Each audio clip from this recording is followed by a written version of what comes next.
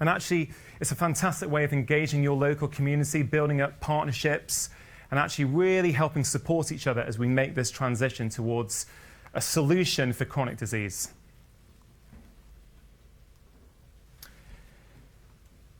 The format of the evening is very similar to what we had in January. There's a few fantastic speakers we have this evening, but right at the end of the night, we're going to have a good half an hour, if we can, for a Q&A panel here. So any questions you guys have, please use the hashtag Functional Forum on Twitter, or for people in the live audience here, we can ask questions directly to the panel. Now, functional medicine is something that I am hugely passionate about because it really was a light bulb moment for me when I did AFMCP just a few years back in America. I've also just come back from a week that I spent with Professor Dale Bredesen in Palm Springs. Now, Professor Bredesen is a professor of neurology, and he's been studying Alzheimer's disease in the lab for about 30 years, trying to find the cure. And recently, he's published a number of case studies, both in 2014 and 2016, where he has showed the reversal of mild to moderate cognitive decline in patients with Alzheimer's. Now, this is, it's early work. But what's remarkable for me and what really struck me when I first heard about his trial, which was actually Mike, I remember there was a functional medicine conference in London a couple of years back in 2014 in October. And Mike had just, I think, come across that paper overnight and sort of shared it with us all. But really, this is a guy who, from studying this disease in the lab, figured out that actually there's too many pathways going wrong in this condition to have one solution. And his approach is a multi-pronged approach where he targets multiple different areas, and the threshold effect of doing that is resulting for many patients in a dramatic improvement. I've met some of these patients, I've seen footage of them before and after. It really is phenomenal. And it really is remarkable how such an esteemed professor has actually ended up at a functional medicine approach from studying a condition in the lab. Now, AFMCP, the Applying Functional Medicine in Clinical Practice course, was life-changing for me. I couldn't wait for it to come to the UK. It's now, I had to wait 3 or 4 years before the next UK one, so I thought, bugger this, I'm out there, and I just flew out to do it. But actually, demand is growing in such a fantastic way that actually it's almost running annually now. And I certainly think if things continue, it really will continue to grow. We're going to have to think of other ways to accommodate a larger and larger amount of people. We've just literally last night finished that London course. I know many of you in here actually attended that course. And I'm going to invite Michael Ash up to the stage. He's the Managing Director of Clinical Education, the company who put on this event, just to share with you some of his insights as to what came up during that event. Please give a warm welcome to Michael Ash.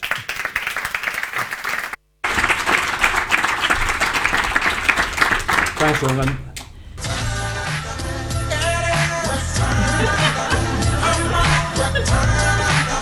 Okay. Fantastic. So we've just finished 5 days of what I think is really an opportunity to learn a new language as much as it is to learn new skills. And one of the things that we're trying to cover this evening is that chronic disease is not a condition which is easily managed by one individual. It requires an exchange of ideas, concepts, and practices between different people. And it often means people have to step out of traditional silos and be able to move into a structure where there's a communication, in some cases with different professionals who use different languages or different terminology. And one of the great things about functional medicine is it provides a coherent model that allows for cross-professional communication in a manner that neither discourages, embarrasses, or fails to adequately provide the relevant information to make sure that the patient experiences the best outcomes. So we had 280 people attending the last 5 days, and I think it's always the same when we do these things, is the hotel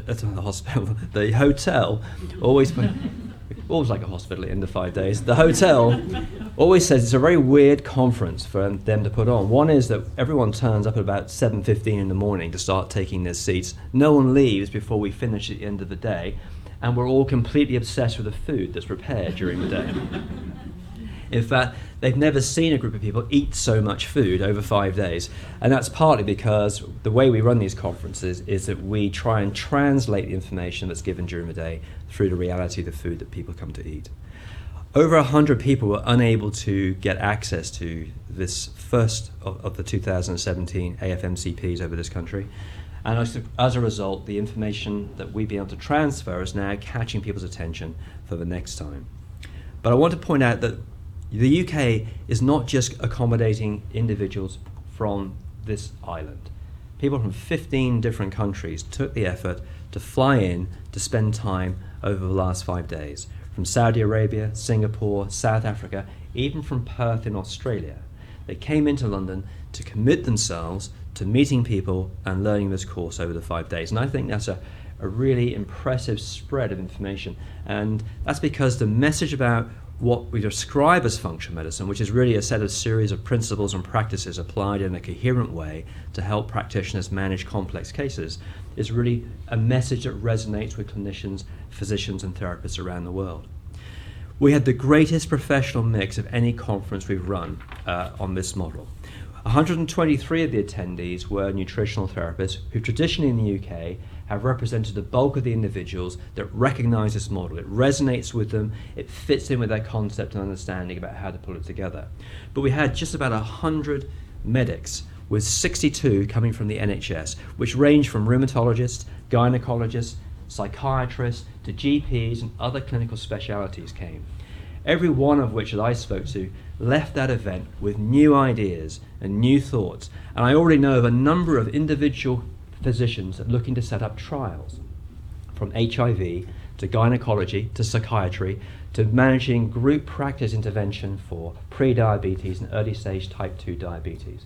They left filled with optimism that there was another way of transferring care, even within a time-constrained NHS system, that's easy, safe, effective, and affordable. Even if it doesn't cover the entire gamut of what's available for functional medicine, they could all begin to carve out components of it that they felt would translate very efficiently into the patients that they're most consistently looking after. I found that very encouraging, and I'm looking forward to working with them over the coming months to see what we can do to get those off the ground and get them working. Now, for those of you who are perhaps watching this either live or later on and are thinking, well, actually, I might like to do AFMCP, and London suits me better than travelling across to the US, because you may find that rather aggressive entry into the country with Mr. Trump doesn't suit you. Sorry guys, but you all know what I mean. Then we've already nearly sold 100 seats for 2018 already. So this is the time. If you're thinking this is something you'd like to do, don't wait and be disappointed. Get in early and secure your place. That's what I wanted to say. Thank you, Rangan. Thanks, Mike, for the invitation.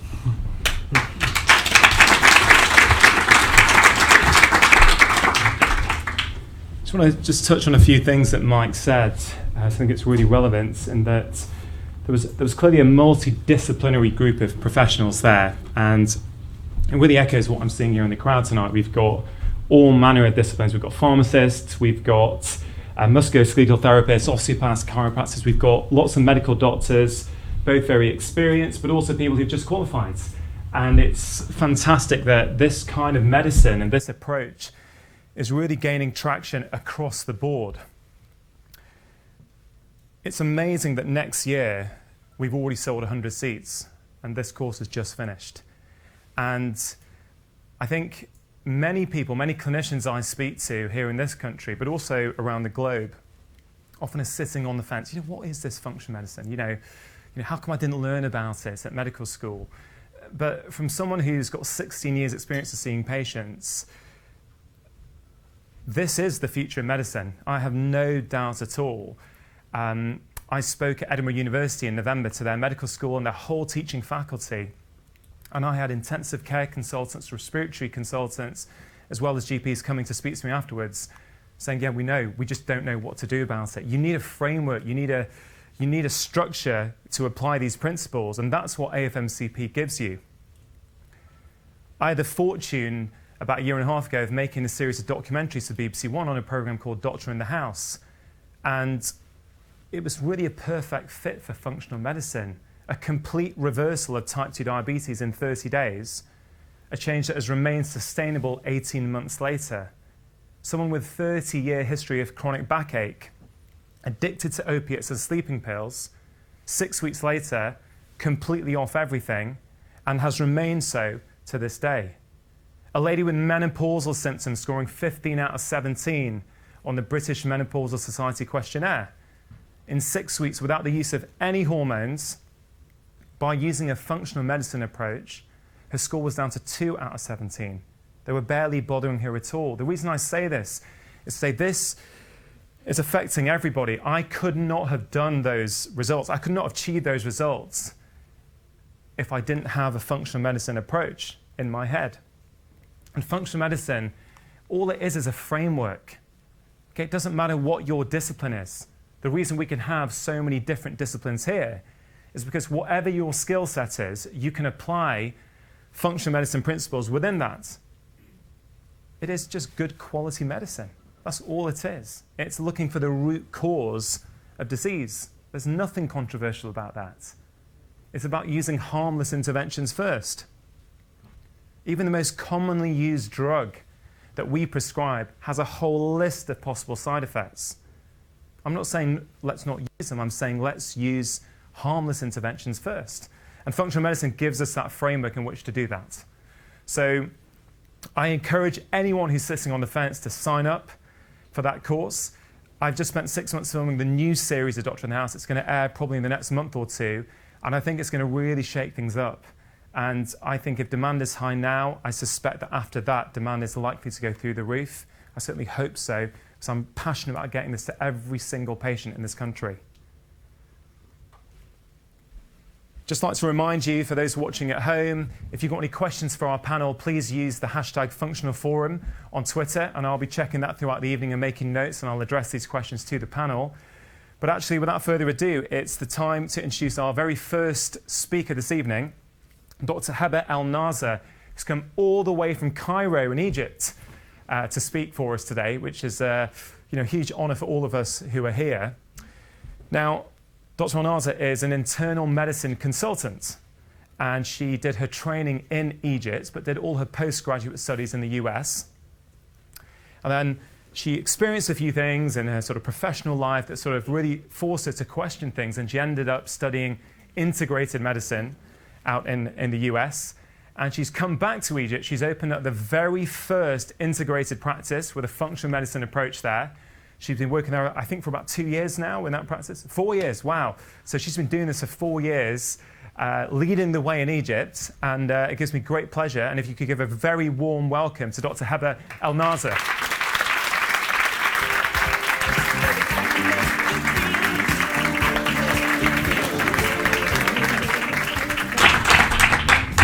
Hello. I'm super excited to be here tonight, and a little nervous because I want to be giving a good presentation for the multiple disciplines in the room tonight. So let's hope we do that. I'm going to be speaking about chronic disease from a little bit of a different perspective. I'm going to be talking about chronic disease in the clinical setting, what kind of challenge you face, and what is a partnership, how does this dynamic look like, and how can you actually make it all work hands-on in a system. So, as we all know, chronic disease challenge is multiple, and most chronic disease patients have been going through years and years of different insults or unhealthy lifestyle habits that has led to a lot of rooted imbalances and behavioral changes. So your job with chronic disease patients will not just be about diagnosing them and trying to determine the underlying imbalance and fixing it, but it also needs to involve working on the behavior and managing the emotional state, and in many times also dealing with sometimes self-defeating state of mind, because the person you're dealing with today or your patient is not the same person he was 5 years or 10 years ago for the long duration of the disease that he's been having. So we're all familiar with the notion of the patient-physician relationship in our training, with its legal issues, with its ethical issues.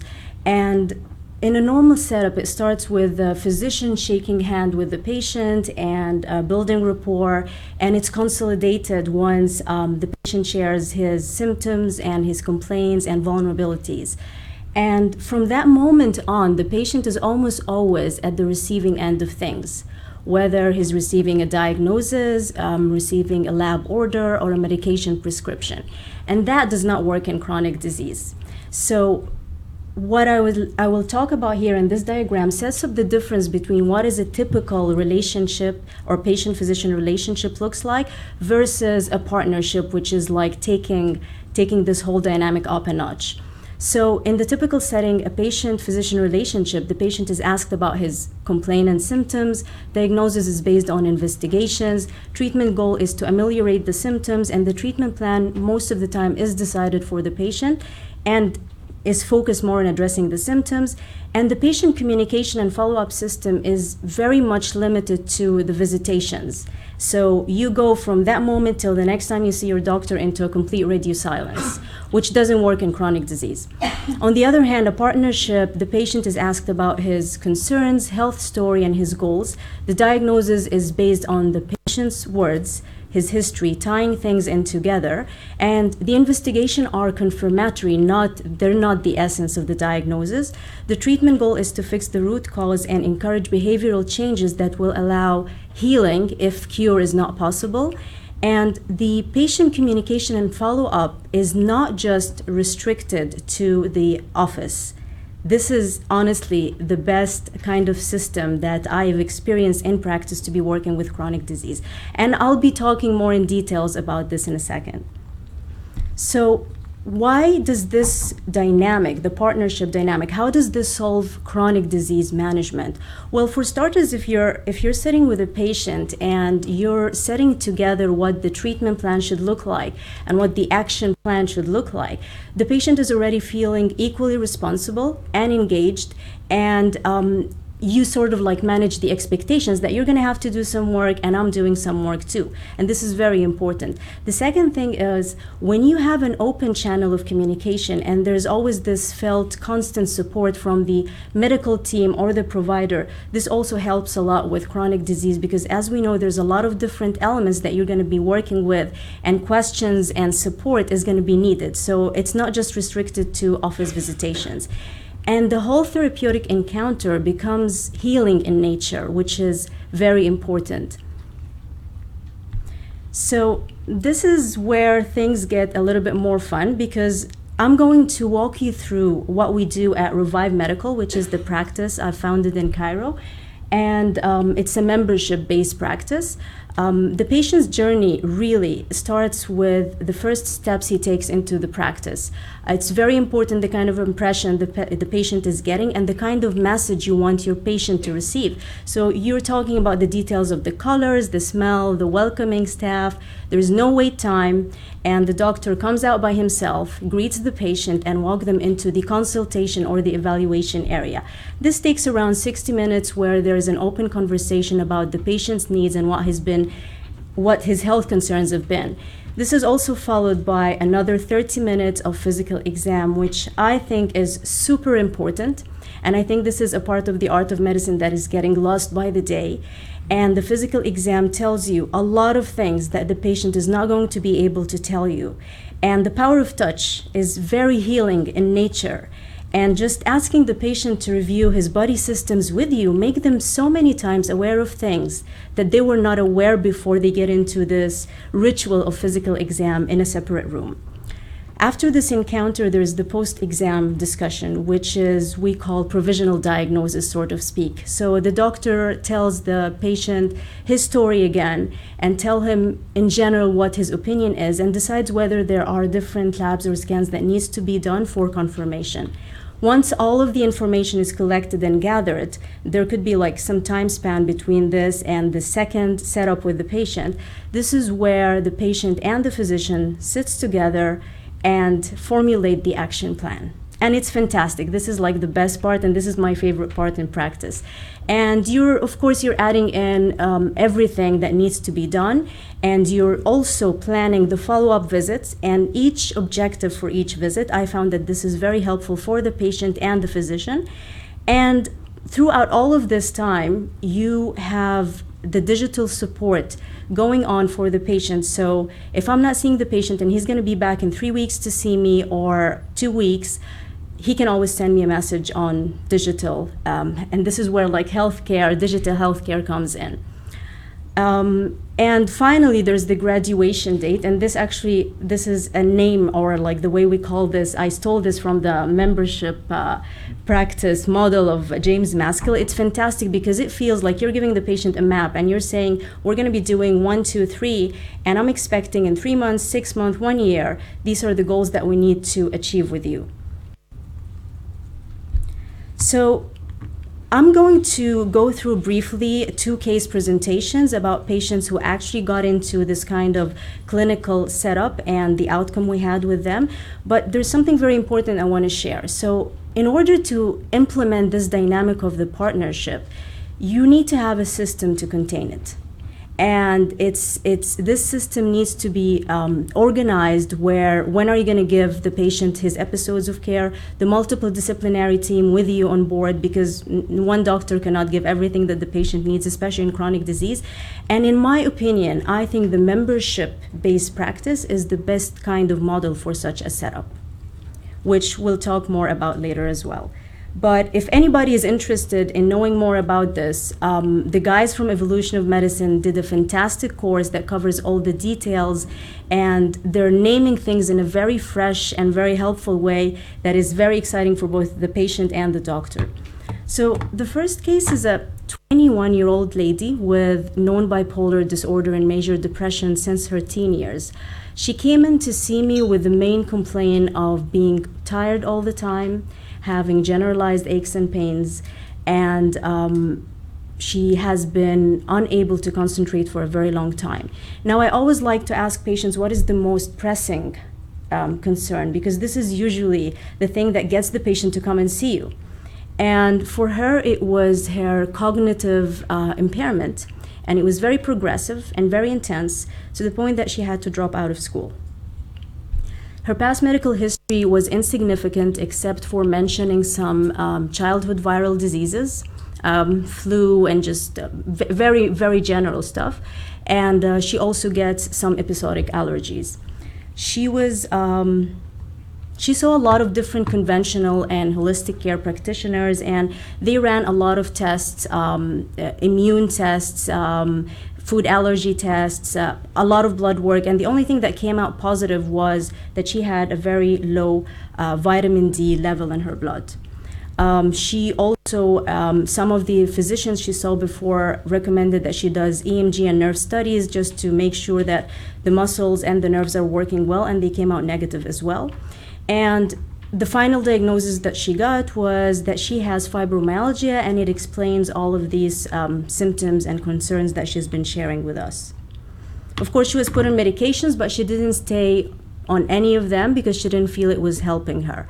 So as I was getting to know her better, and we're tying in all of these symptoms, and as I said, the history and the story is the diagnosis in 80% of the time, and investigation is just confirmation more than anything else.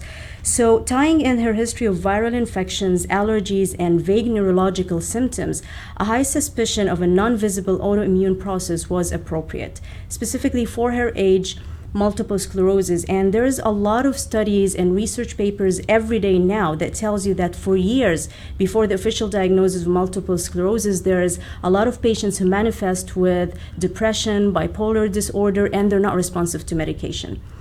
So before we enrolled her in a year-long program, we did a brain MRI, and there was something that we call CIS, clinically isolated syndrome. And this is not a very common term, but this is basically, some authors say that this is a precursor for multiple sclerosis or a very early stage of multiple sclerosis.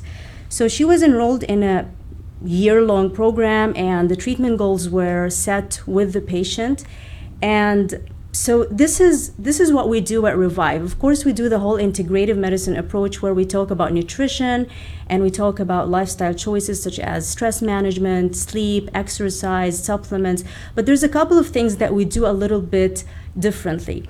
And number one, we always always do a pre-planned visits.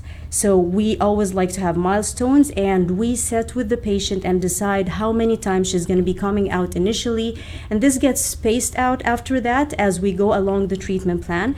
The second thing is most of the patients that come into Revive are chronic complex disease patient, because this is the kind of patients we see. We don't do just regular primary care. So most of them are in medication. So we do a lot of approaches about how to play a little with the medications and decrease those that are not needed. And if the patient has to stay on a medication, we need to give them other stuff that will decrease the side effects of the medication. And the third thing is disease-specific therapy, because we found that with a lot of diseases, there are very specific therapies that would help with the prognosis of the disease and will help with the reversal of it. And in her case, for instance, neurorehabilitation and cognitive exercises and physical therapy was very important to trigger neuroplasticity and reverse the muscle rigidity that she had as well. So after a year from being with us at Revive, what happened was her MRI findings showed stable findings. There was no more lesions, and her symptoms disappeared. The cognitive improvement was so good that she was able to re-enroll back into her school, and now she's an educated patient who knows what works for her, what works for her body, and knows how to carry the kind of life that she wants to carry. The second case is a 40-year-old gentleman who's known to be having hypothyroidism all his life due to Hashimoto's in his early years, in his 20s. He's been on levothyroxine, hormonal replacement therapy for thyroid, and he came in complaining of general symptoms including fatigue and generalized pain, but his main and most important concern was weight loss resistance. And he was so surprised by this because he's regular exercises, he's a vegetarian, he does not smoke, and he does not drink alcohol, and he just doesn't know what to do. So his past medical history was uneventful except for some seasonal allergies. And on assessment, what we found out was that, of course, like some of the things that patients think are healthy are not really healthy when it comes to food. So this was a part. And the other thing is he had very high antibody titer for the Hashimoto's. Despite the gland being non-functional for like almost 20 years, the antibodies are still very high. His serum lipids was also completely out of normal ranges, especially the serum triglycerides. He showed a typical picture of metabolic syndrome with a high CRP and homocysteine, uric acid, and mild degree of prehypertension and also prediabetes. So what happened was we enrolled him into our care programs, and for the first month, what we decided to do was to give him the proper supplement, put him on anti-inflammatory diet to bring down the inflammation, and to give some supplements that would help with it. He had also vitamin D deficiency, and we also wanted to work on the gut a little bit because of the autoimmune markers that we found were positive in his case. And after that, he did not get better. Things kept on getting worse. And his hemoglobin A1C went from the pre-diabetic range into a full-blown diabetes. His triglycerides went so high in the 700 ranges. I don't know what the conversion for that is, but it was really high, although the LDL cholesterol actually normalized a bit with his supplementation and dietary plan. And he still couldn't lose weight. So this is where, and this is a very good example for physicians, because functional medicine, integrative medicine is not against medication, but it's against the principle of giving medicines without understanding if the patient needs it, and without understanding how long should he be on those medications, and whether or not there are any side effects that I need to watch out for. So what I was worried about with his case is that his pancreas was under attack from 3 different levels.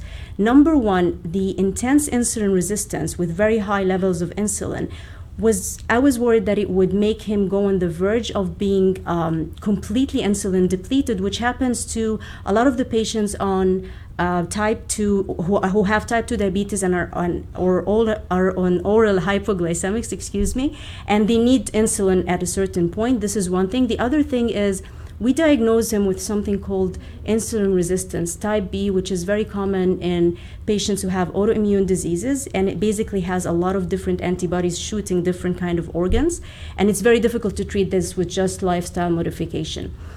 And the third thing, the high triglyceride levels was putting him as a very high risk of developing pancreatitis. So this is where we decided to put him on medications for a couple of months. We put him on metformin for the insulin resistance, which is a diabetic medication, fenofibrate for the triglyceride, and we were still also combining the supplementation regimen that he was on. Alpha lipoic acid, probiotics, chromium, magnesium, all of these things that would help with the insulin resistance. After 3 months, he was off the medication. He was able to lose weight fantastically, and his antibodies dropped. And a year from now, from then, he's still very healthy, and he's just coming in for just regular follow-ups and sort of like a health preservation kind of thing. So what I like about this example is that it just talks more to doctors about the use of medication in the integrative medicine setup, that we still can do that, but we need to have a roadmap on how to do it. I don't know if everybody's familiar with William Osler, but William Osler is the father of modern medicine. He's the guy who wrote down the principles of clinical practice and invented the training program for physicians, the residency training program. And he emphasized the importance of the doctor and patient relationship. Now, it's really ironic that we reached a stage where modern medicine or conventional medicine completely cut away itself from those values. So what I want to say is that the medicine we practice today is not bad, but it was not supposed to be the way it is. It was supposed to be the way it was when he founded it. And anything in the world that will not be contained in a system, that will be aligned with its values and will allow it to facilitate what it's meant to do, will actually fall down and crumble and will not be doing the job it's supposed to do. So this is why I wanted to close with this slide, just a reminder that medicine needs to have its values back to it. Thank you.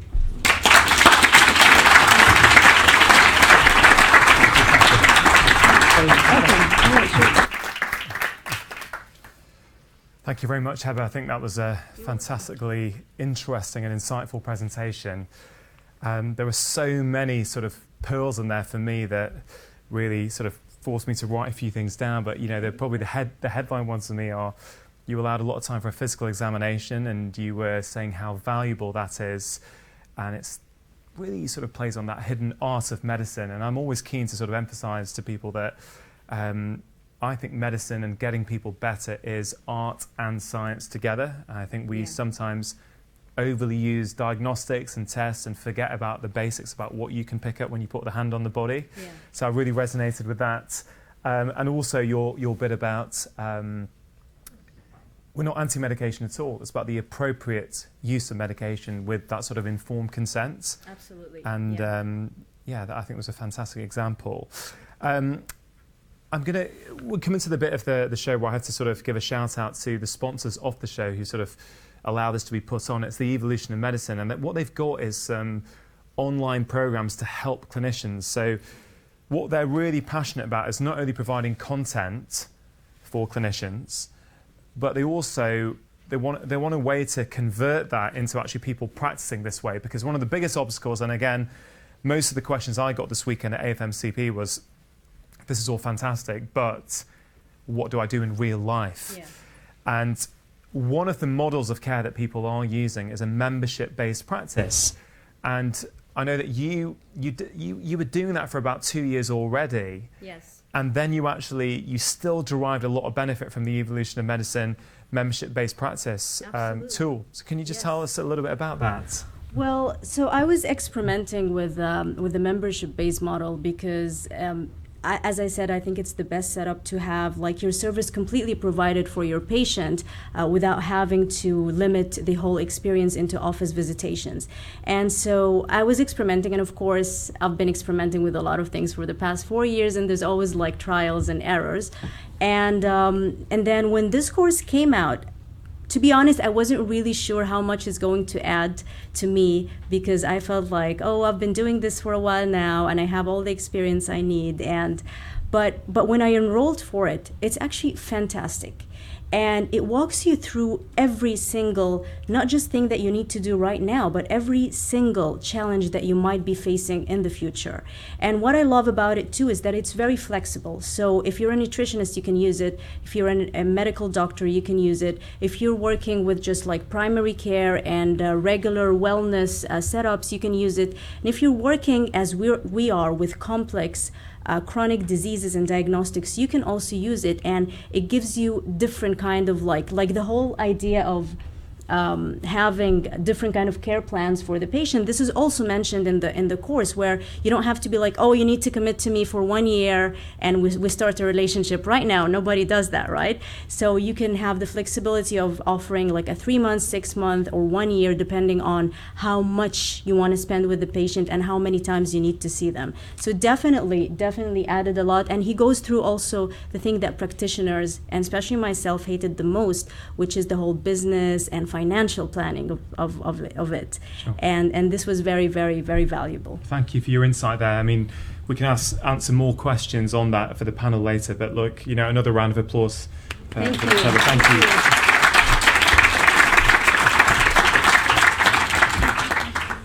you. Just on that point there, I think one of the I get asked a lot, particularly here in the UK, is because we do have the National Health Service, don't we?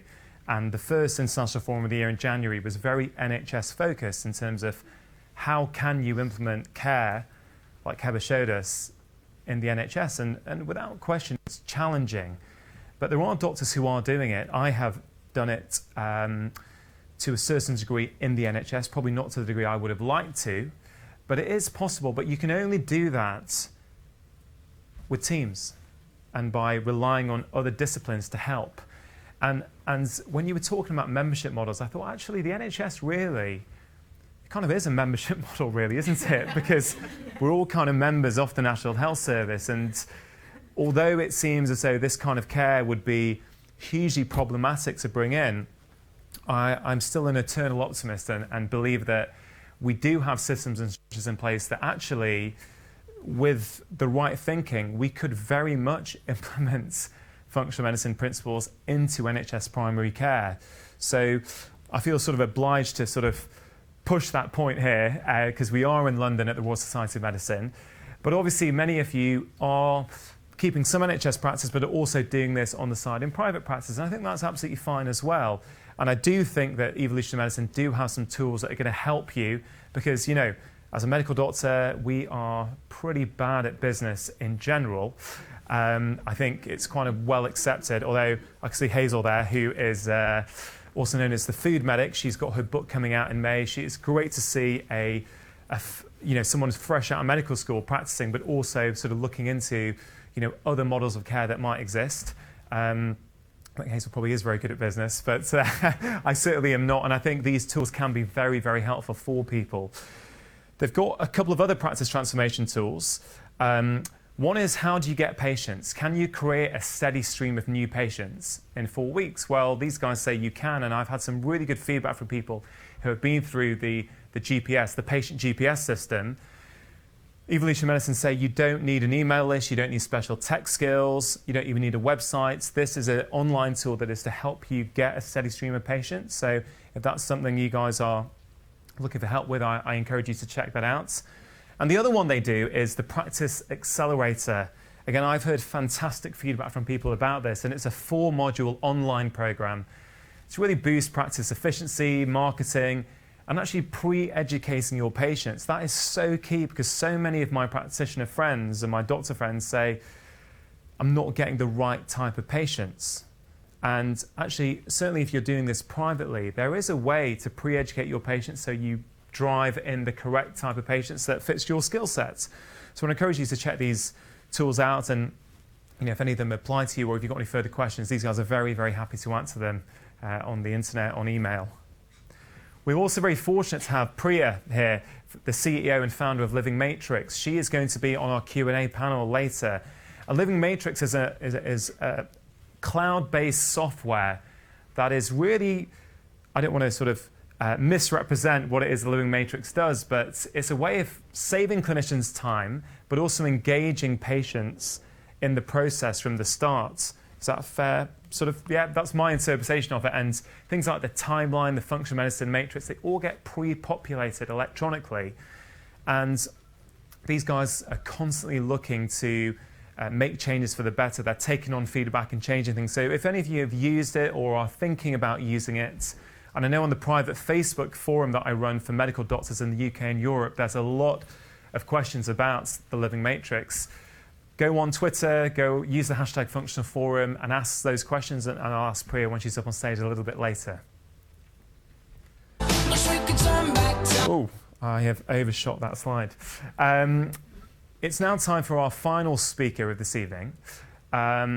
I think many of you will know this lady. She is a very respected colleague of mine. She's a nutritional therapist. She has been for many years, but she actually did AFMCP, the Applying Functional Medicine and Clinical Practice course, all the way back in 2011. I believe that was the very first one in the UK. This lady was there and she attended. She's also a best-selling author. Her third book has just been on sale, and if it's anything like the first two books, it's going to be absolutely fantastic. Amelia, I really like everything she puts out. I like her tone. I like the gravitas she has, the way she talks to the public and her patients. She doesn't talk down. I just really, really like the tone, and I think she does functional medicine in this country and around the world a huge service. It gives me great pleasure to introduce a respected colleague of mine, but also someone I can call a friend, Amelia Freer.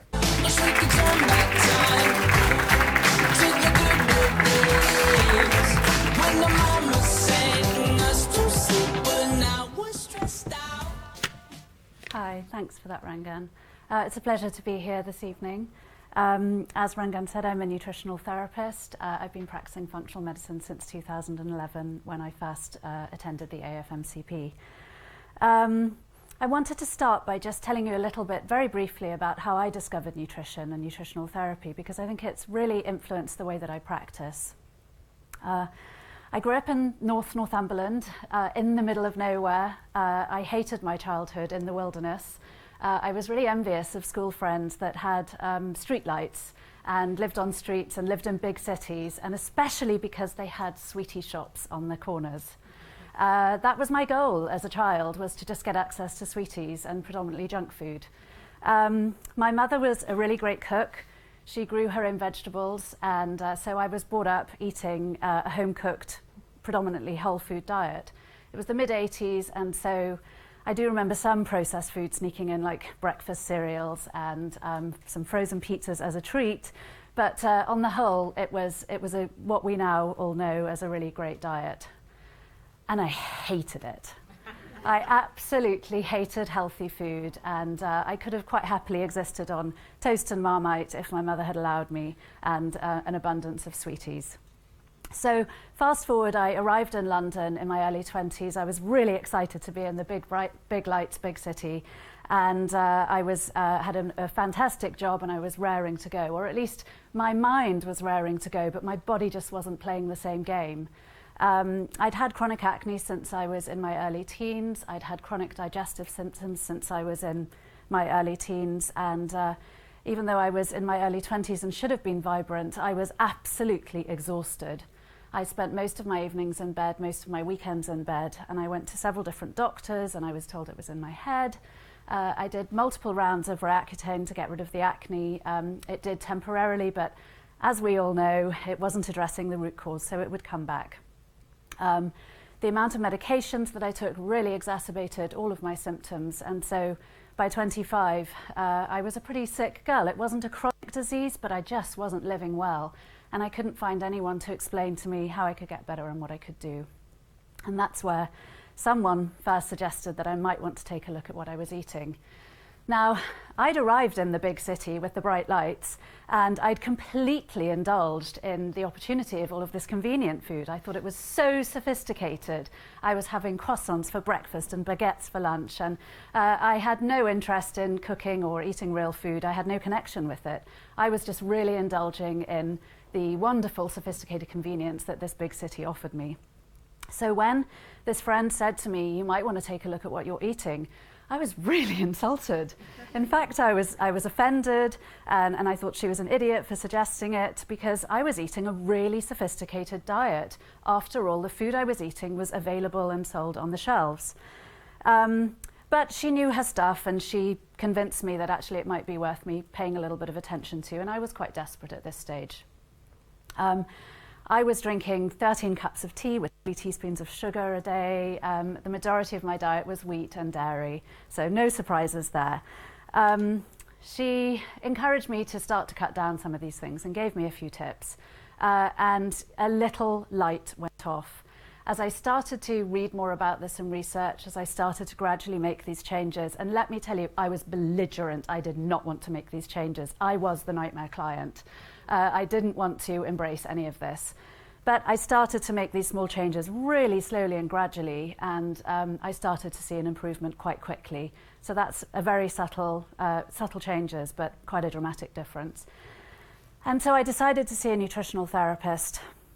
My first experience was not a positive one. I went to see someone who, I told her my symptoms. She handed me a photocopy of a handout and told me to go away and take these supplements. I didn't feel like a human being. I didn't feel like a real person. I didn't feel heard or understood. It was very disappointing.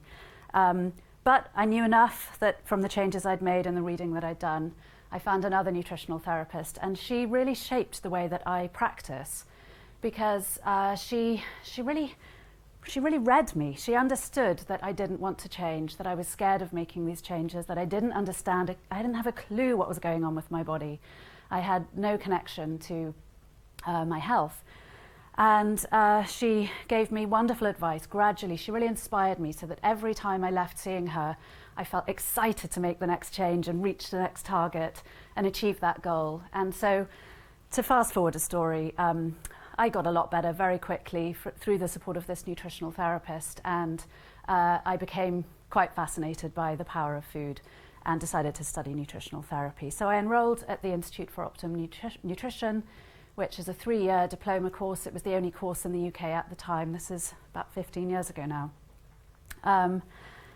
I didn't have any science background, so I had to add on an extra year. So by the time I graduated, I was in my early 30s. I was symptom-free, I was energized, and I was desperate to get started. I'd gone into studying nutritional therapy from completely self-motivated. I never imagined that I would actually work with clients, that I would actually have this career and help people. I just wanted to get myself better, and so I used to phase out on the course when they started to talk about practice and seeing clients, because I thought that would never apply to me. But there I was, all this energy, acne-free, digestive symptom-free, feeling amazing, and I just thought, maybe there are some other people who are suffering like I did for so many years, and maybe I could help speed that whole process up for them, and I could help. And so that's where the practice began. Like every nutritional therapist, I made lots of mistakes in the early days of setting up my practice. There weren't the types of models that we've heard about earlier. And so it was a lot of experimentation. And I think that AFMCP in 2011 was absolutely the light bulb moment for me. It changed my life. It was the best week of my life, I think, and it completely transformed how I practice. So I was just going to tell you about 2 clients that came to me straight after AFMCP, and they've stuck with me because, again, these 2 people have really shaped how I grew as a practitioner and how I practice now. The first client was a guy, let's call him John, in his early 40s. He had a history of drug taking, alcohol abuse. He was a really hardcore party guy. He, in his own words, he had taken himself to the brink of death and back. So when he came to see me, he'd managed to turn his life around. He had a really successful career in the music industry. He had a kind of a jet-set lifestyle. But the way that he managed to keep himself on the straight and narrow, because it was a challenge for him, was he did martial arts. He did a very specific martial art, which I can never remember the name of, and I'm sorry, it's gone out of my head now, but it required wearing gloves, and it was his big passion, and it was the thing that kept him off drugs, drink, and sort of shadier side of life. Now, he came to see me with his hands bandaged up because he had chronic eczema. In fact, his hands were pouring with blood when he came for his first consultation. He had done the conventional route, he tried lots of different creams and different potions, etc., and nothing had helped long term. And all John wanted to do was get back to playing his martial arts. So that was where we had to start. He was really up for anything. He didn't have a great diet. He also was pre-diabetic, but you know, he'd come quite a long way from this party lifestyle that he used to have. But he was willing to give anything a go. So I did 2 tests. I did a food sensitivity panel and I did a stool analysis. And the results beautifully delivered that initial protocol that we needed. He had multiple food sensitivities, which I'd expected, predominantly to gluten and dairy, which is no surprise. And his stool test showed that he had very low beneficial bacteria and he had some inflammatory markers. So I went about giving him a meal plan and explaining to him what to eat, what not to eat. And I gave him supplements. And we talked about lifestyle and stress management because he was quite high-flying. And John was the dream client, which is quite rare. He went away, he did everything. He kept in regular contact, he kept all of his appointments. He did absolutely everything that I said. And of course, magically, he got the results. His type 2, his pre-diabetes was reversed very quickly, and his eczema, within 6 months, he was back to playing his martial arts and he had no symptoms or signs of it. I'm really happy to say that John is now semi-professional at his martial arts, so he's kept up the lifestyle. And the reason why John sticks in my mind, not just because he was the dream client, but I could run my practice entirely off the referrals that John has given me. And I think that that's a really important point because I never did PR, I didn't do leaflets, I didn't spend a lot of time trying to promote my practice. I get my clients to do it for me. A happy client is the best way, is the best person that can say what I do and what I'm about, just as you said earlier, Rangan. So John was suddenly feeding me with all of these clients, and yes, that's how I got a few pop stars and became a celebrity nutritionist, nutritional therapist.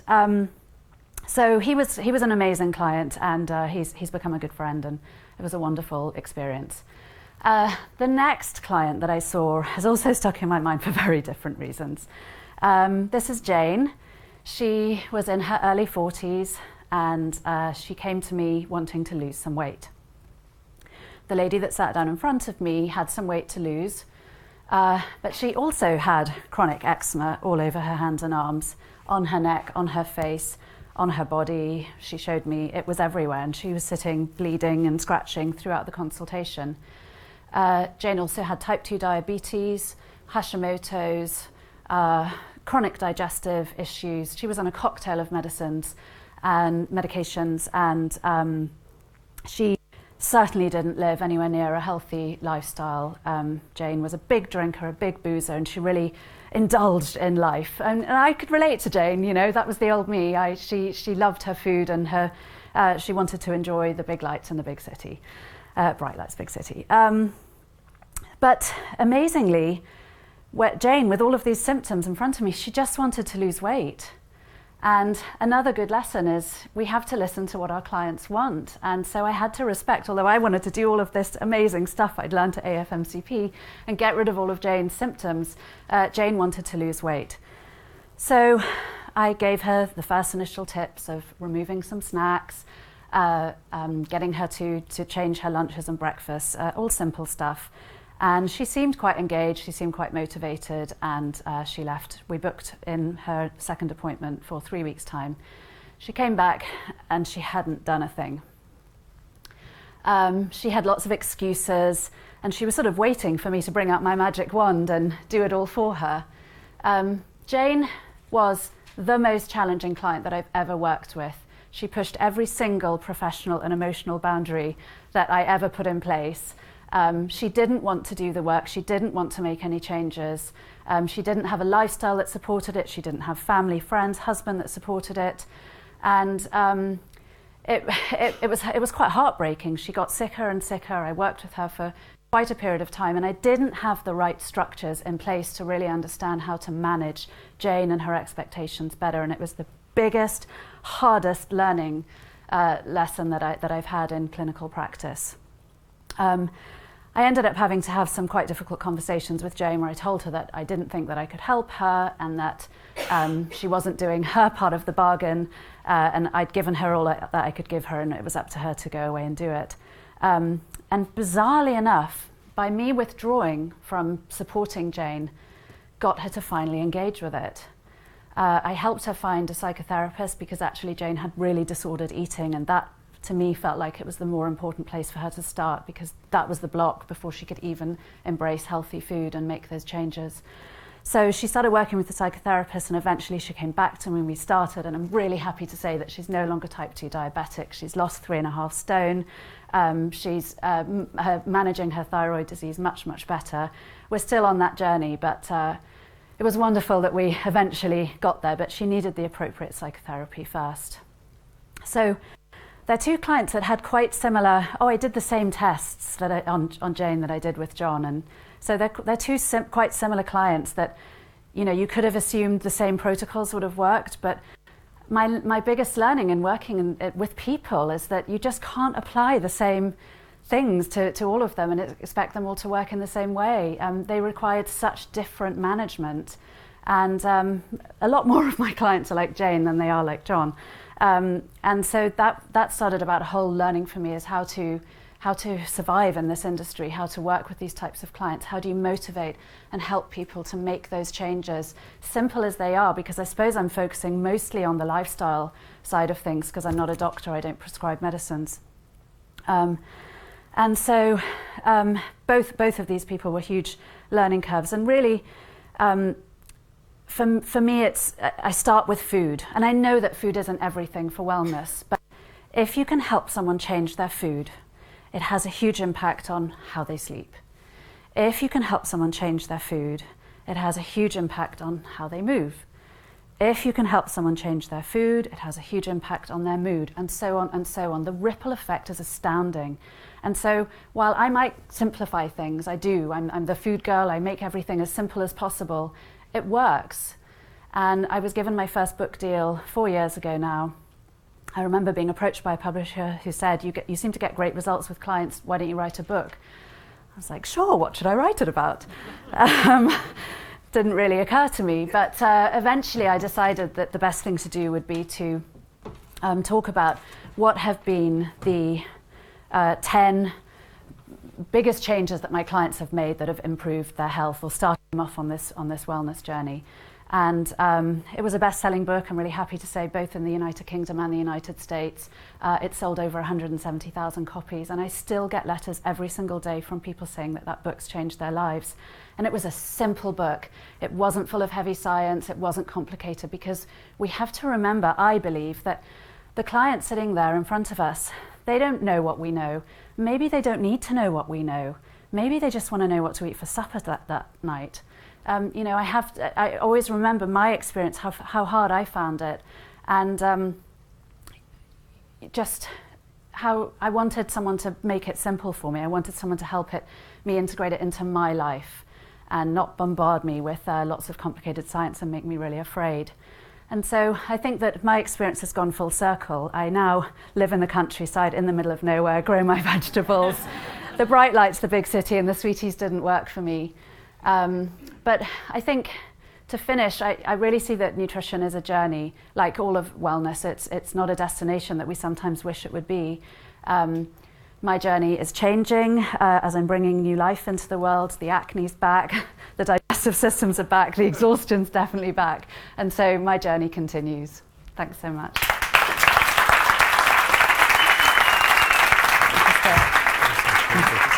Okay.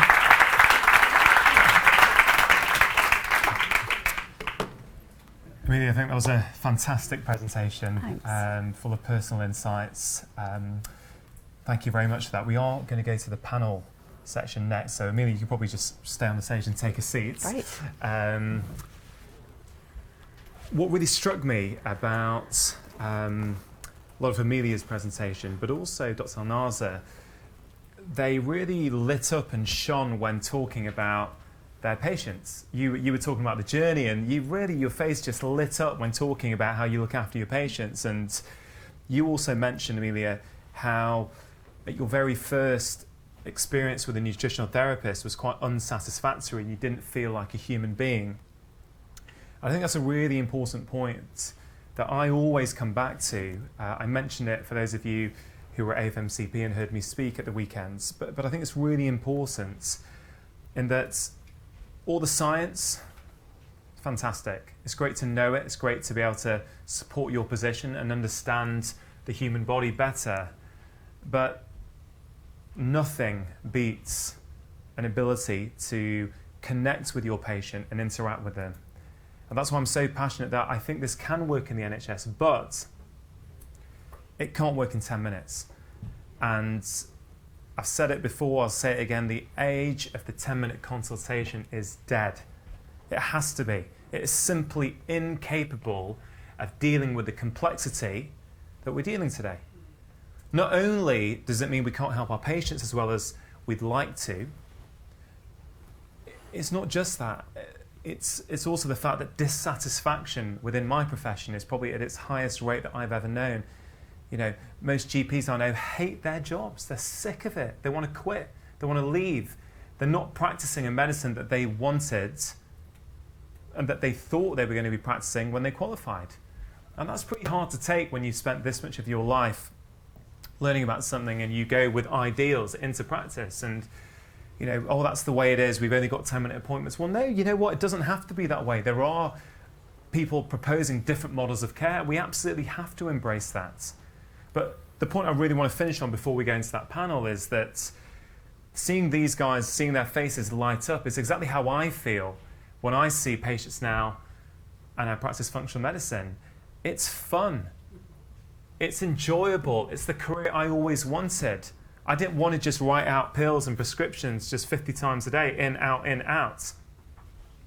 You know, I'm okay saying that. I might have been shy about saying that 6-7 years ago. I'm not anymore. It's not good enough. We're not doing our patients a decent service.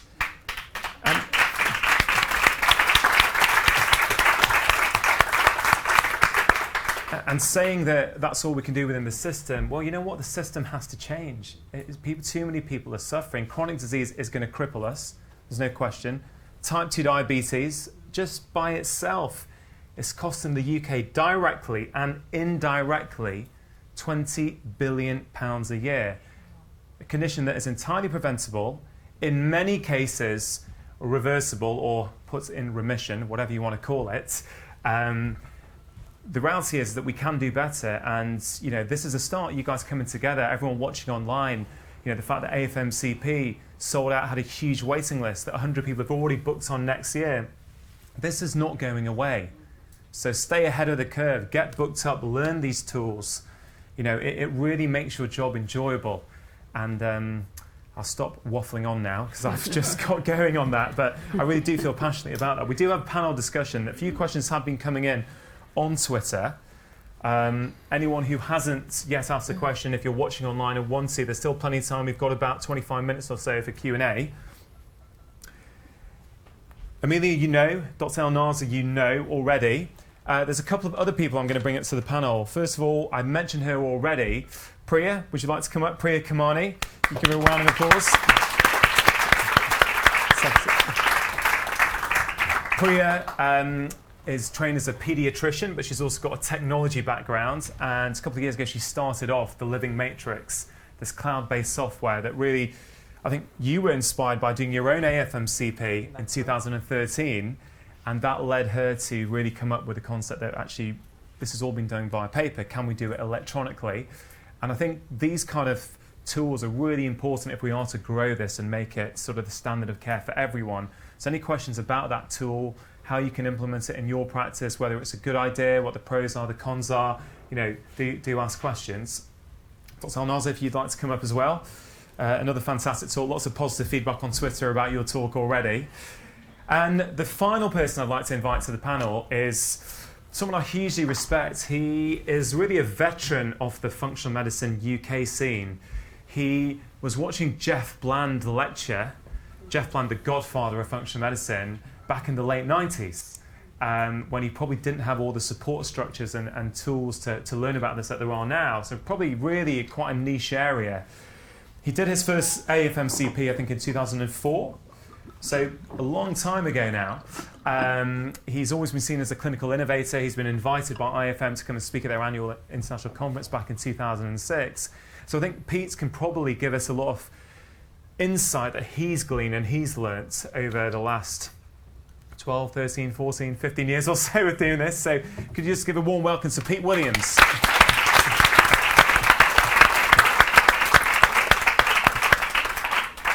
Pete's background actually is as an exercise scientist. That's what led him to go down the route of functional medicine. And actually, I think I'll start off with a conversation I was having with Pete just before we started tonight. And it really comes into what I've just been talking about, which is the therapeutic relationship between patient and doctor being critical in terms of outcomes. And Pete, we were talking in the bar just before, and you were sort of saying that you've learned over the years that actually that relationship is critical to getting good outcomes. Can you maybe share some of your insights on that? Yeah, so I'd just like to say, as you say, it's been quite a long journey, and I suppose you learn by your mistakes, and I've made many. So don't be afraid by making mistakes, because you usually innovate from those mistakes, and they push you on as far as practice.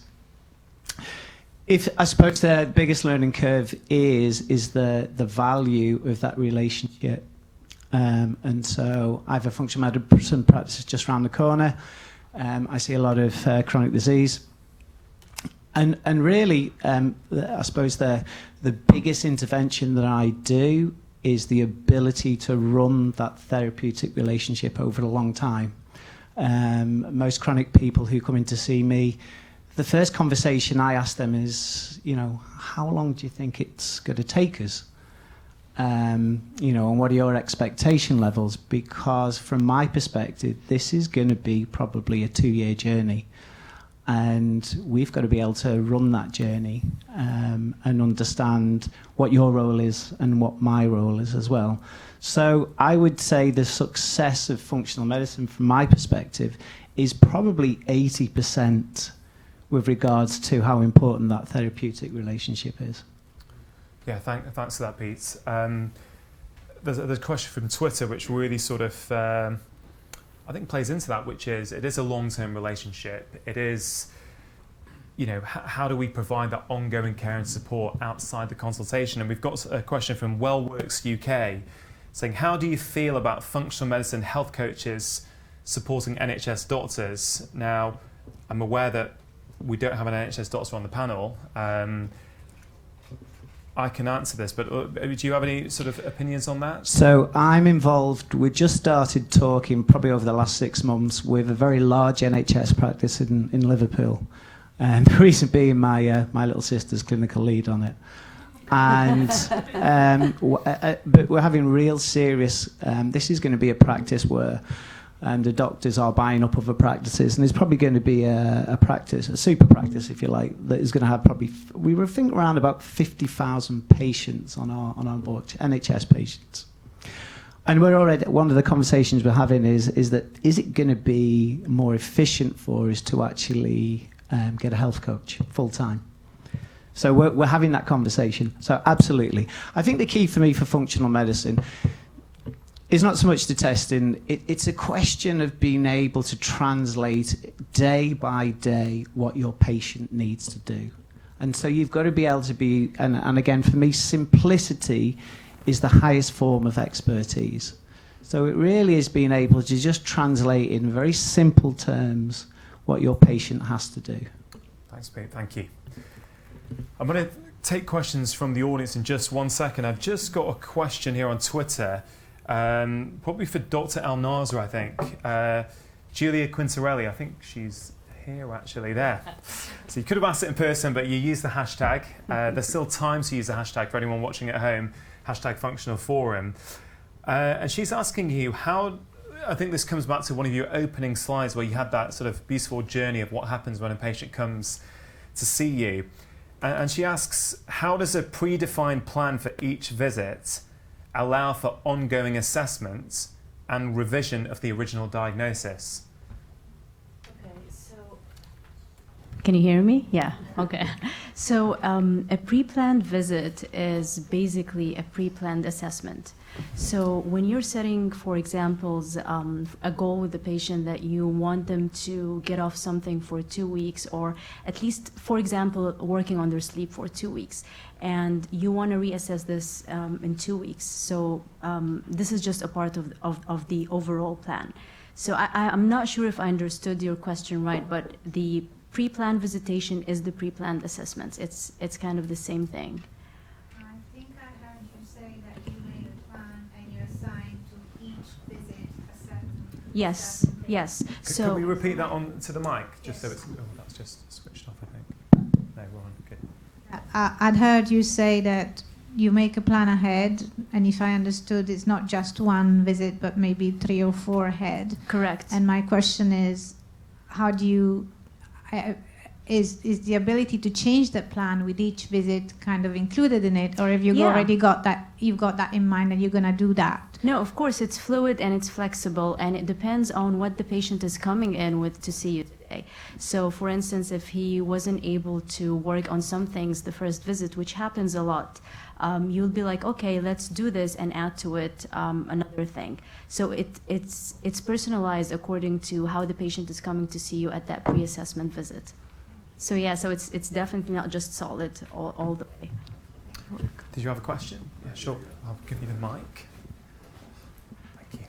Yes, I'm curious to know, because we're living in a very toxic environment now, particularly with our food.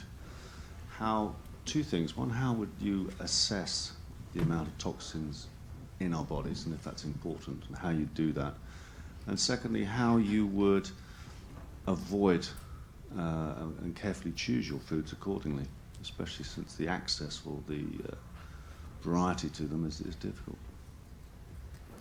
Toxins. Anyone like to take that? I'll have a go. Actually, testing for toxins is a bit of a tricky subject, I think, legally, medically. One is the courses that you do when you go for the AFMCP graduation is toxicology, and it's a real sticky wicket. I think one of the things to think about from my perspective is some of the more simpler terms. I think if individuals are more overweight, then generally most toxins, environmental toxins, are fat-loving, if you like. So, and again, this is from some of the mistakes that I've made in the past, is I think rapid weight loss is a really bad idea.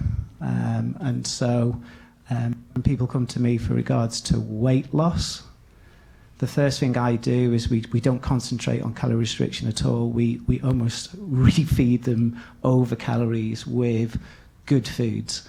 And we get the exit points open.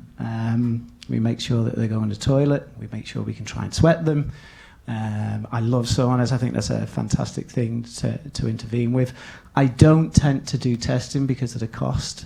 I have done in the past. In fact, I presented at the in San Diego in 2016 showing, and again, I think what we're going to be careful about is that generally my stuff is N of 1 studies. So whether we can translate anything into the bigger picture of that. But I had a lady who came into the practice. As long as I'd been working for her for about 2 years, she presented with chronic fatigue, which we sort of sorted out. And in fact, we got to the point where she was so happy, she said that, I just want to lose a little bit more weight. I'm thinking of walking 45 minutes each way. She lived in central London, every day. What do you think? Well, I said, it's a great idea. And of course, 3 months later, she came back and her free radical exposure that we tested was through the roof, incredible. And so the key component with her is that I think we are living in a very polluted area and times. It's a really difficult one how to deal with. I think just comes back to the fundamental basics again, is that real food really makes a huge influence. How do you know what's real food? Well, that's a difficult question, because I've got very long-term patients, and I think what you're trying to ask is that what is the most appropriate food, the appropriate person? That is a very difficult question to answer, and I have a population group where money's not usually a problem, so we get to do the SNPs, we get to do a lot of testing, and so I could give you examples about what would make most sense to an individual, but I don't think we can ever give you any certainty on that. Does that make sense? I was curious. Could we use the mic if we're asking questions, if that's all right? Just, yeah. Thank you. It's on. Yeah. No, I was just curious because I was down at Waitrose the other day looking at, organic food, and I've read things about organic food not necessarily being that organic. And then you read about particularly the fruits and having to be very careful about what they're absorbing. They're like sponges. And an example was that it said it was English organic, and then on the label it was actually from Morocco. Sure. I mean, I think there's no question there are a lot of challenges these days for people to make healthy choices. There's no doubt about that. And I think we've got to be quite careful with, these things are important. I think there is a huge toxic load on our bodies these days. There's no question about that. But I still think that by applying basic principles to people, and generally healthy rules that you can sort of personalise for that individual, I think you can get some pretty good results, and certainly much better results than we're getting in conventional medicine at the moment for certain conditions. Is it perfect? Sorry. I was just going to agree in that although we know this, I don't think we should overcomplicate it too much for our clients, because they don't want to be overwhelmed with that knowledge and become afraid of food, which is happening all too often. And so I believe that if you can get people to eat a better diet, even if it's non-organic and who knows where it comes from, if they're eating more vegetables and more fruits and a better diet, it's going to have a bigger impact on their health overall. And so we know these fine details, but I don't think we can be too overburdened with it. Yeah, and I think we also run the risk of overburdening our patients with too much information. Both in my previous NHS practice in Oldham, which is a very, very deprived community, but also through filming this new series, and I went into some quite deprived families. It's, just making a 10% shift in what they put in their mouth can have a profound difference. Yeah. So sure, if you really want to optimise everything, I think that's a real issue. And I think for some people who are genetically susceptible, it's more of an issue than others, there's no question.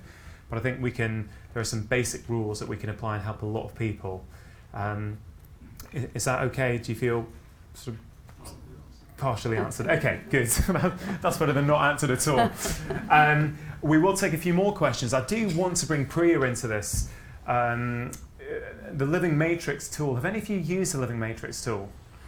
Yeah, so have any of you specifically got some questions? And I will come to you next as soon as we've dealt with this, but I just do want to get some questions about Living Matrix. I think this is a piece of software that has the potential to help clinicians move into functional medicine in a way that saves them time. Have you got a question? I don't have a question, but I can say something about it. Have we got a mic? Sorry.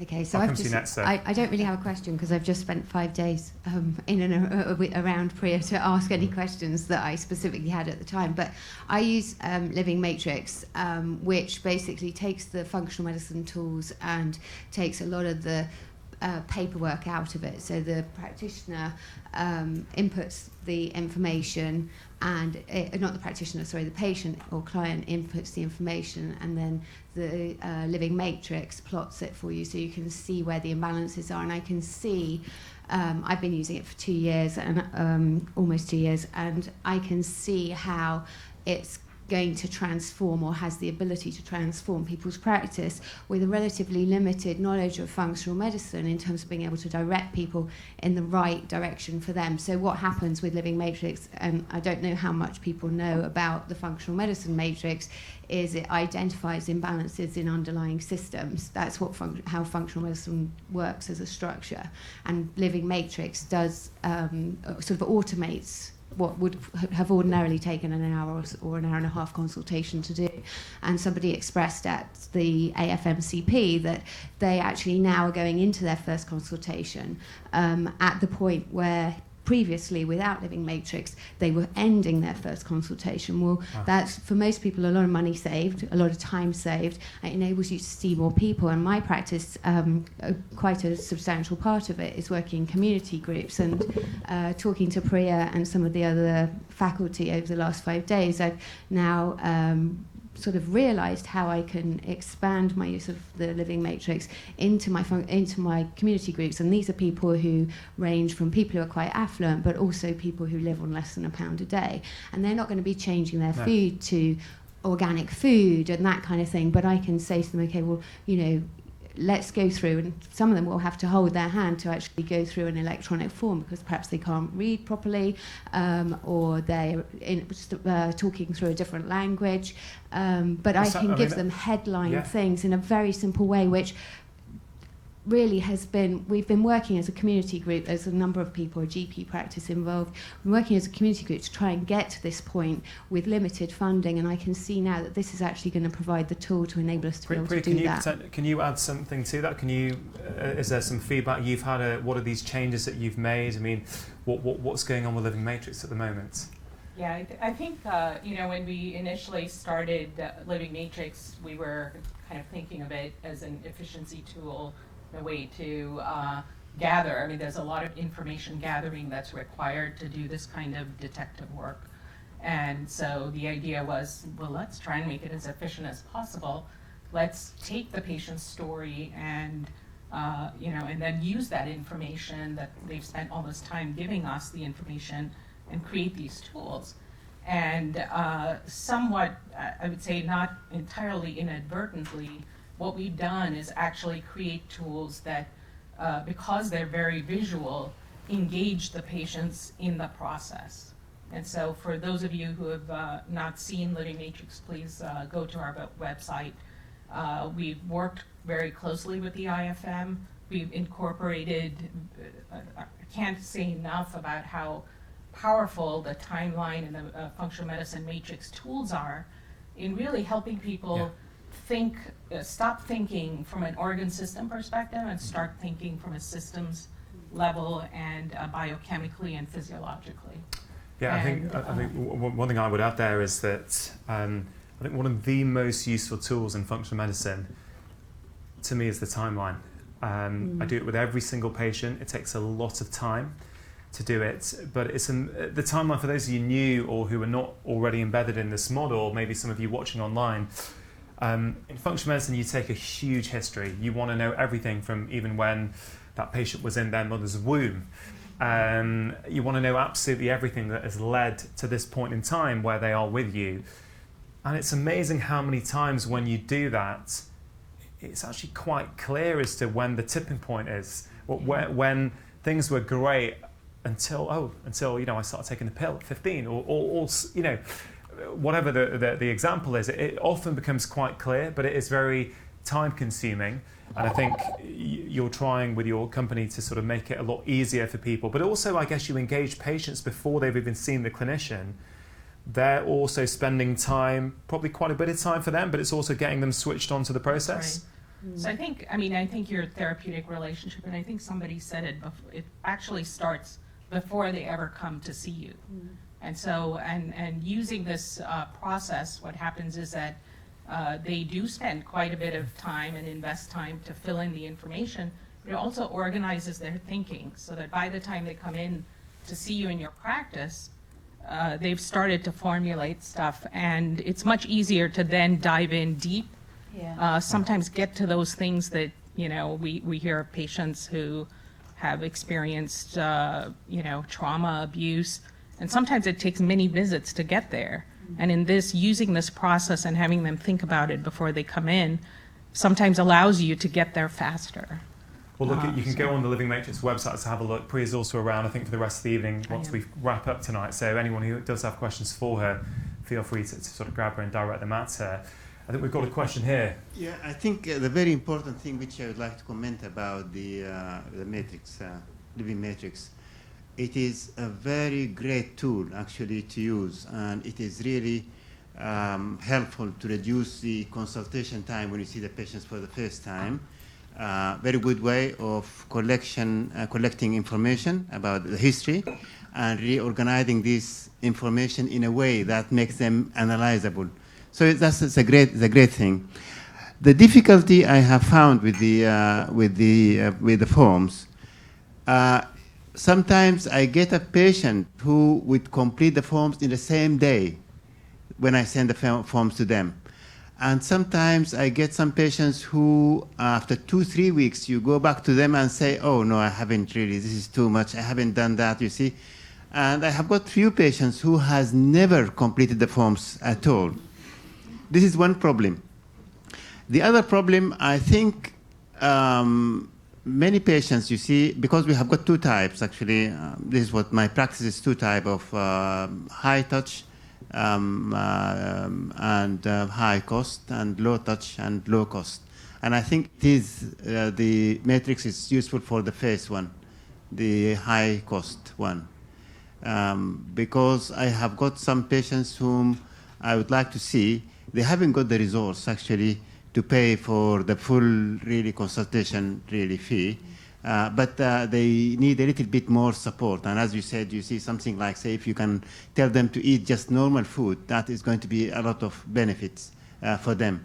So these ones, actually, the matrix, probably we might think about a simpler way of collecting information for this. Yes, the system is actually quite flexible. Yeah. And so you do have the option to send, you can just send 2 very short forms to them where it takes just 15 minutes, but gives you enough information to begin that relationship. Yes. And then as you form the relationship, then you can send the longer forms. Yes. So the system is flexible, and if you haven't already, you can work with my team. If you tell them what your issues are, they'll help you fix those. And this system is constantly evolving from what I can tell. Right. I think you bring up, we're going to have to wrap it up here for the live stream. Don't forget, we are here for the rest of the evening, so we can continue this conversation in person with any one of us.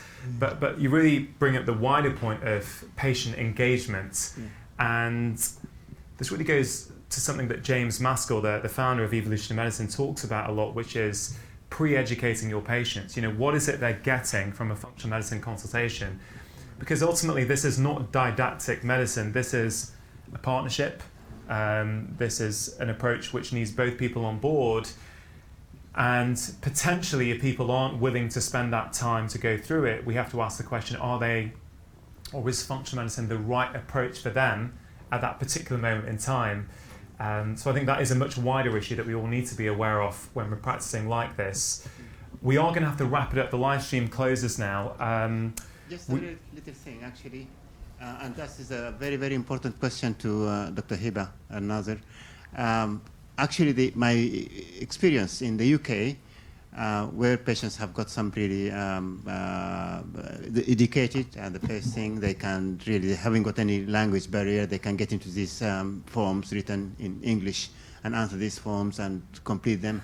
They have got the resource, first class, first country, you see.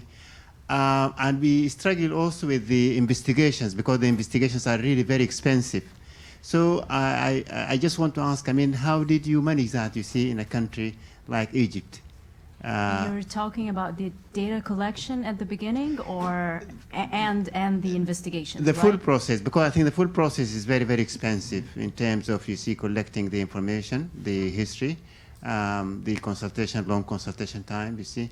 And then the investigation, Okay. Well, regarding the data collection, we still haven't used the living matrix just yet. So doctors take the data by themselves during the consultation while I'm talking to the patient.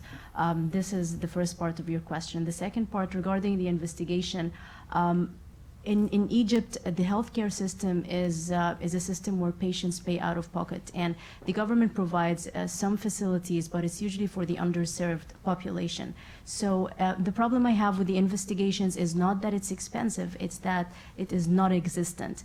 So I have to use my clinical skills as a physician and use the regular conventional lab tests to get an idea of what the deficiency could be. And a quick example on this is, for instance, using homocysteine as a reflection of vitamin D deficiency instead of using methylmalonic acid, which is even not a functional medicine test, but it's not even available in our labs. I think that's a fantastic point to leave it on tonight, which is, you know, it comes down to clinical skill. If you don't have all the tests available to you, if the patient doesn't have the money for that, for those doing this outside the NHS, you know, there's a lot that can be done by listening to a patient and making educated guesses, or looking at their basic panel of NHS bloods and trying to put it all together. You can glean a lot of information from just that. It doesn't have to be the whole shebang of testing. Just a reminder for everyone, the meetup groups, there's a lot of help on this website to help you guys if you want in your community to set up a meetup group and really sort of engage partnerships and the community spirit around this kind of medicine. I think it's very, very important. We do not have a date for the next forum yet, and there's a couple of big things in the offing, so we'll let you know in the usual way when we know what that date is. Something Mike didn't mention before, but we are planning a reversing cognitive decline course, maybe end of this year, maybe start of next year, in collaboration with the Institute of Functional Medicine, to try and bring some of Dr. Bredesen's research to the UK. So, you know, keep your ears peeled, and all that is coming. We will work hard to get you a new date for the Functional Forum. I'd like to finish off by giving a huge round of applause to the panel and all the speakers tonight.